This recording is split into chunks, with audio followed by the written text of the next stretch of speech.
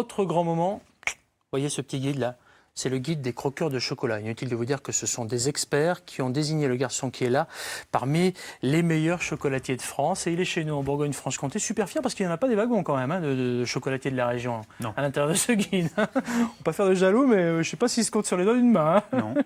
Même pas. Hein. Donc bon, on va rien dire, mais vraiment, ça vaut vraiment le détour. En plus, vous n'avez rien à vendre dans ce guide, hein, donc ça c'est quand même une très bonne nouvelle. Et c'est plutôt sympathique. C'est une sacrée fierté pour vous, Jonathan Poté. Racontez-moi cette histoire-là. Comment vous avez fait ça? Bah écoutez, tous les ans, on envoie nos chocolats à déguster, comme un peu le guide du Michelin qui viendrait dans un restaurant. Bah là, on envoie en dégustation nos chocolats. Ils nous attribuent pas des notes, mais des tablettes d'or, d'argent ou de bronze.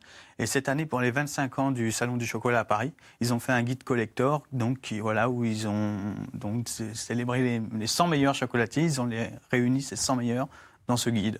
Donc on est fiers. Ah ben, je comprends on est que fiers. Vous soyez fiers, dites-moi. Parlez-moi un peu de vous, justement. On va rajouter un peu de fierté pour vous faire rougir, là. Ah, non. Avant de découvrir tous les chocolats qui sont là, je me suis laissé dire que vous aviez travaillé pour quelques grands du chocolat avant d'arriver chez nous, là.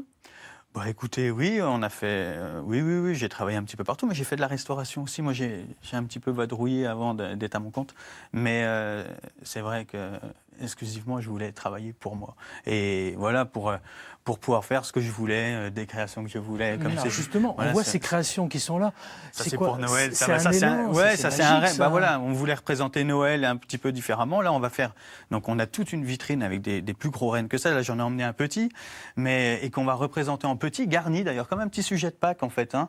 On a des sapins aussi, mais voilà, je voulais mettre en avant un petit sujet rigolo. Hein. C'est un renne rigolo, ça ressemblerait à un renne de BD. Et voilà, moi, c'est ce qui me fait. Ça, c'est ce qui me fait vraiment avancer dans mon métier. C'est vraiment ça. Ouais, mais ça, je comprends. Vous êtes chocolatier. Alors certains se disent, ah oui, il va chercher ses cabosses, machin, il fait son cacao. C'est pas ça un chocolatier. Non, pas du tout. Nous, on est là pour sublimer justement la matière première.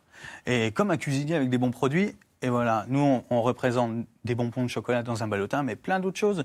Hein, on va faire de la confiserie, voilà. Mais on va faire un bon praliné pour remplir ça dans ses bouchées avec de la noisette du Piémont, des amandes de Provence.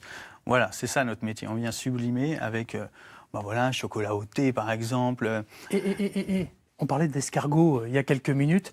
Regardez-moi ces escargots qui sont là.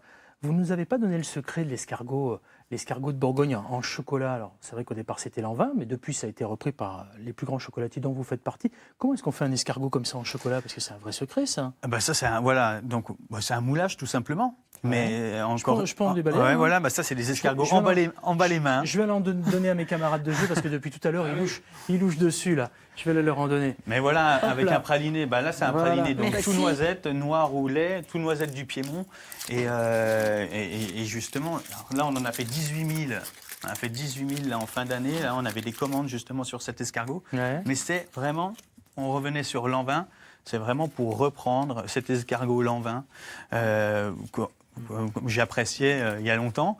Et étant chocolatier, puis voilà, de Bourgogne, pour moi, il fallait le refaire. Donc on le refait dans un tube noir au lait. Tenez, mesdames, messieurs, je vous en donne un. C'est bon. Voilà. Il y a un vrai goût de noisette. Il y a un vrai goût de noisette derrière. Ouais. Dites-moi, les fêtes pour vous, c'est à fond. C'est à fond, jusqu'à Pâques. Mais alors, à fond sur quoi?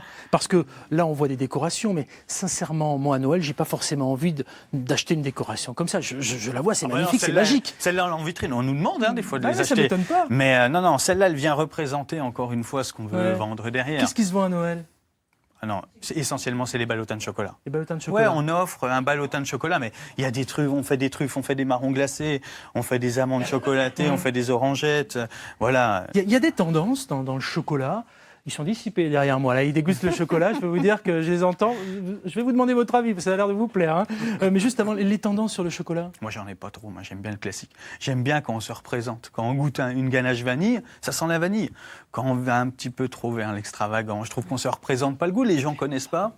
Bon, moi, j'ai pas trop de tendance. Vous savez qu'il y a des chocolatiers là, qui doivent se dire, oh, il est gentil ce garçon, mais moi, je mélange plein de choses. Ouais, on voit parfois des chocolats avec des trucs incroyables. Des chocolats au thé, des chocolats Non, mais le thé, on connaît le thé. Ouais, ça, c'est classique. Voilà, c'est ça. Avec la lavande, j'ai un peu plus de mal. J'ai l'impression de prendre un carré de lessive. Moi, voilà. C'est goût, hein. Encore une fois, moi, je privilégie vraiment ce que les gens, en tout cas, connaissent. Ouais. Hein. Je vous en redonne un, mesdames, messieurs, parce que je vous vois là saliver. Incroyable. Tenez, je vous en redonne un. Et racontez-moi, Virginie et Dominique, là. Alors Ben, il a un goût de reviens-y. Hein. C'est délicieux. Non, puis en plus, C'est une tuerie. il a raison, l'évocation du praliné et la noisette est très noisette dans du le Piémont, ton bien sûr. des origines de l'escargot de Bourgogne, puisque c'était sa marque de fabrique. Hein. On le retrouve pleinement. Mais... Dites-moi, on parle souvent de conservation du chocolat, même si c'est compliqué à mon avis de conserver vos chocolats parce qu'on les mange très vite. Malgré tout, quel est le conseil du chocolatier? On dit souvent il ne faut pas les mettre au frais, mais il faut quand même les mettre au frais. Alors qu'est-ce qu'on fait? Entre 15 et 20 degrés, c'est bien, mais pas plus. Pas de frigo, mais on pourrait, hein, en grosse période de chaleur, ils ne supportent pas le chaud. On pourrait, mais il faudrait sortir un petit peu le chocolat avant de le déguster, hein, comme un bon vin, pas trop froid, voilà. Voilà, éviter les grosses chaleurs, c'est sûr qu'en été, c'est pour ça qu'on ne vend pas beaucoup de chocolat. Entre 15 et 20 degrés, c'est bien, 15-18. Jonathan Potet, venez là. Il s'en va, hein. Chocolatier, on va l'attacher. Chocolatier, pâtissier, l'un des 100 meilleurs chocolatiers de France. Il est de chez nous, il est de Bourgogne-Franche-Comté. On est super fiers, en l'occurrence. Ce garçon est à Dijon, peut-être bientôt ailleurs en Bourgogne-Franche-Comté. Je vous le souhaite, en tout cas, avec Sarah, votre femme. Et votre fils, c'est Clément. C'est celui qu'on voit en photo quand on Ouais. arrive dans votre magasin, Ouais. d'accord, près du musée des Beaux-Arts à Dijon, pour ceux qui cherchent un tout petit peu.